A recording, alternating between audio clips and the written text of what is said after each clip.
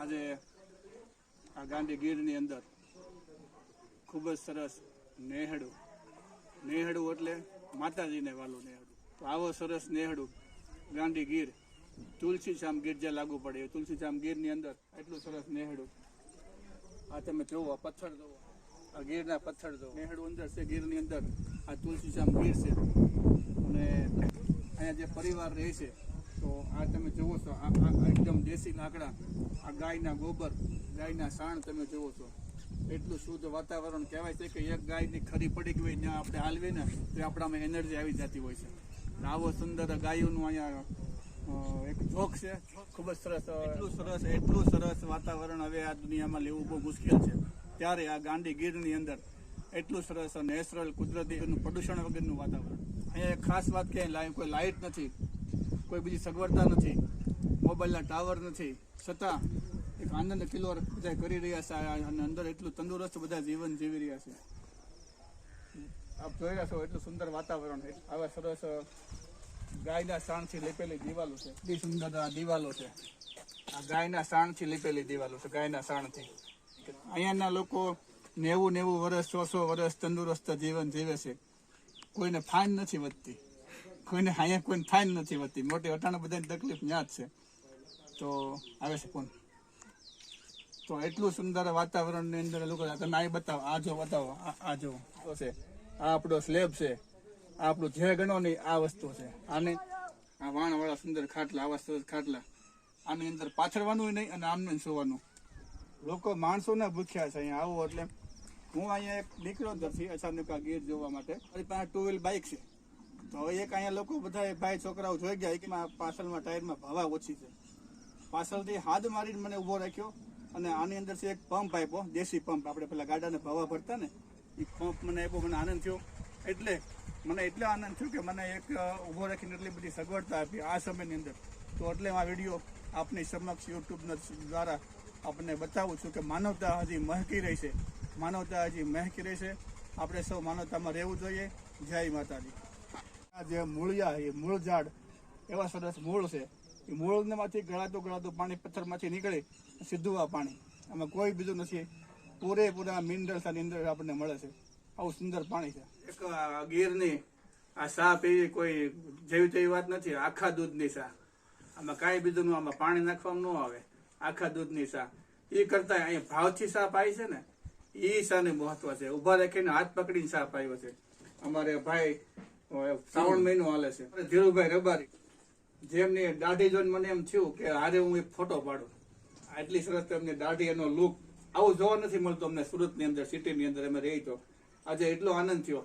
અને આ બધા માતાજીના ભોળા બધા બાળકો છે. બધા માથે રબારી પરિવાર, ગઢવી પરિવાર, સારણ પરિવાર માથે આશીર્વાદ માના છે કે એની વાત તમે કરો માં. સત્ય છે. જે માવું છે એ બધી નેહડામાં બધા માવું આવી છે અને બધાનું ધ્યાન રાખી રહ્યા છે. તો એવા સરસ અમારે ભોળાનાથના ભગત છે. તમે કીધું આગળ મને ગુરુ ભોળાનાથ, મારો ગુરુ શંકર છે. મારા ગુરુ શંકર છે, નામ જ શંકર છે મારા ગુરુ. એવું છે? હા, બરાબર છે. તે બીજી વાત કરો ધીરુભાઈ, નેહડામાં કેવું છે? નેહડામાં આવો લીલા લહેર, વરસાદ થયો એટલે મજા, આનંદ, અને દરેકની ભાવના સત છે ભાઈ. એટલે દરેક જીવનું અટાણે કલ્યાણ થાય છે. તમે સમજી? ધીરુભાઈ, તમે હાકની ખોડિયાર વિશે શું વાત કરી? એ જે છે એ પેઢી પરિવારથી માતા બેઠેલી છે ભાઈ. આ નવાબ સરકાર માલધારીને ગીરમાં જતી વસવાટ કરેલો અને જે સારણ, રબારી, આયર પરવાર ગીરના તમામ માલધારીઓ, એ માલધારી સમાજને જો આપનાર હોય તો કોઈ પણ વાતમાં તો ખરેખર સરકાર એવી હતી કે બીબી સરકાર હતી. અને બીબી સરકારના રાજની અંદર માલધારીઓનો સમાવેશ થયો ગીરમાં. અને એ સમયે પણ હાંકની ખોડિયાર, બાણેજ, કનકેશ્વરી માતાજી કનકાય, આ હંધાય મહાનો બાણેજની અંદર થયા, પાતળામ થયા. પણ એ હંધાય એ સમયની અંદર નવાબ સરકારના લેખ છે તુલસીશ્યામ સહિતના.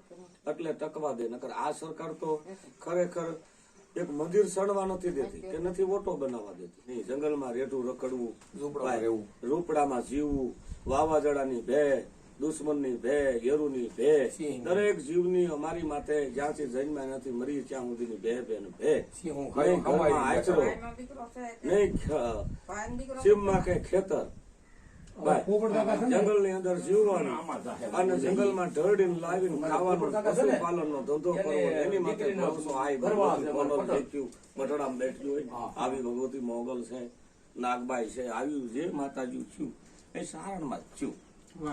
અને નેસમાં પરિવર્તન એનું સત બતાવું. કોઈ બીજું નેસ સિવાય કોઈ પરિવર્તન ક્યાંય કરોડપતિ ઘેરા નથી જન્મ્યું. ભાઈ કોઈ એમ કેતો હોય ભાઈ હું કરોડપતિ હતો ન્યા માતાજી જન્મ્યું, એ નથી જન્મ્યું. જન્મ જે લે છે ને એ ધરતી ઉપર એ રાજાથી રાખ સુધીનો શેષતરો કણ પૂરો કરનાર છે. બાકી અમારું બીજું કોઈ રક્ષણ કરી શકે એમ છે નહીં.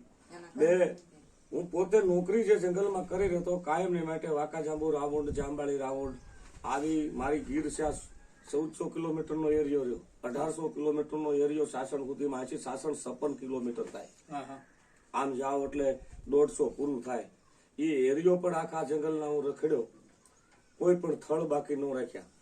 અને જ્યાં જોવો ને નેસ, જ્યાં જોવો ને હાવજ. આની કરતા 4 ગણા ગીરમાં હાવજ આજથી 20 વર્ષ પહેલા હતા. 12 કિલોમીટર 14 કિલોમીટર તો 1 કલાકની અંદર મેં હાલતા. અને હાવજોનો અંદર અમને અધિકારીઓ એમ કહેતા કે રામ લક્ષ્મણ ની જોડી છે, આ હાવજ ક્યાં હુવે, કઈ જગ્યાએ ખાય છે, કેટલા દિવસે મારણ ખાય, કેટલા દિવસ સુધી અને મારણ નથી જોતું.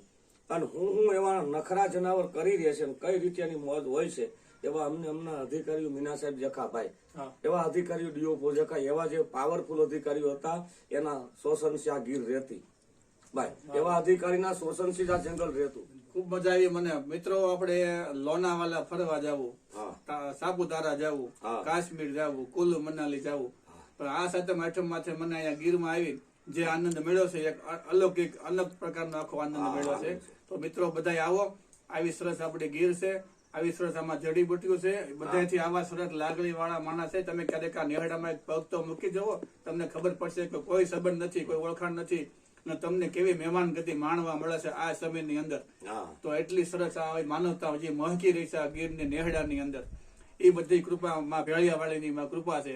આ સોનલ લઈ લ્યો, મઢડા વાળી માં મોગલ લઈ લ્યો, બરાબર છે, નાગભાઈ લઈ લ્યો, મોણિયા વાળી, આવી આવા નેહડા ટકી રહે, આવા માલધારીને પ્રોત્સાહન મળતું રહે તો આપણે દૂધ ખાવું. ગાયોના ગોરલ ગાયોના દૂધ આપણે ખાલી નકર છે ને બોલવાનું રહે, ફોટામાં ખાલી જોવાનું રહે, યુટ્યુબમાં જોવાનું રહે કે આવી સરસ ગાયો. બાકી ગાયો છે ને ગાયો દૂધ ખાવું હોય ને તો આવા અમારે છે ને મિત્ર ધીરુભાઈ જેવા મિત્ર એને આપણે પાછળ પ્રોત્સાહન આપવું પડશે, સહકાર આપવો પડશે. અહીંયા લાઇટ નથી, અહીંયા કોઈ સુધી સુવિધા નથી, મોબાઈલ ટાવર નથી, કોઈ વસ્તુની વ્યવસ્થા નહીં. આ સમયની અંદર આપણા બધા માટે આ લોકો આવી જિંદગી જીવી રહ્યા છે, કારણ કે ત્યારે આપણે બધું સારી વસ્તુ માવો ચોખ્ખો ખાઈ છીએ, પેંડા માટે દૂધ ચોખ્ખું ખાઈ છીએ. આવી બે નું એક દૂધ ની એક તાહળી પીવો ને 24 કલાક તમને ભૂખ ન લાગે. વાહ વાહ વાહ. ઓલી બેડું કાંઈ કાંઈ પેટ ને ખરાબ કરવું, શરીર ને જોખમમાં મૂકવું, તાહળી દૂધ પી જાઓ એટલે સત થઈ જાય. ભાઈ અને એ ભેંસ નું દૂધ તમે પીને હોવો ને તો નિંદ્રા આધીન થાય તો કોક નું શરીરમાં લોહી 2% બનશે તો કોક દી કાયમ આવશે. કોક ને વધારે 2 બાટલા લોહી દેજો એમાં. પાણી પૂરી ખાંડતા બધું એ લોહી ન દેતા, નકર એ પાણી પૂરી વાળા બનશે, એના કરતા હાસુ લોહી દેજો એટલે કોક નો ઉગારો થઈ જાય એવો.